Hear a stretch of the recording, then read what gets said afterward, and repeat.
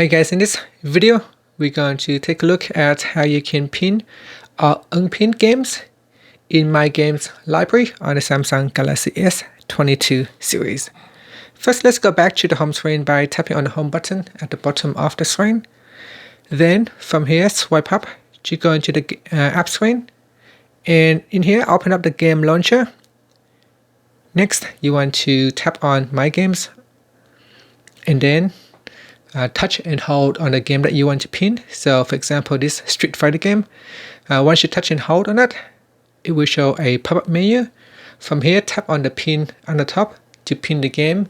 Once you pin the game, it will go to the front of the list.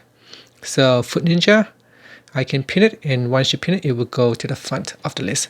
Now once it is pinned, you cannot rearrange it. It will always try to stay at the front of the list.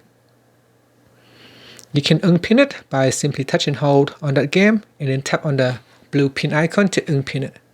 Once it is unpinned, you can then move it to a different location. And that's it. That is how you can pin or unpin games in the My Games library on the Samsung Galaxy S22 series. Thank you for watching this video. Please subscribe to my channel for more videos.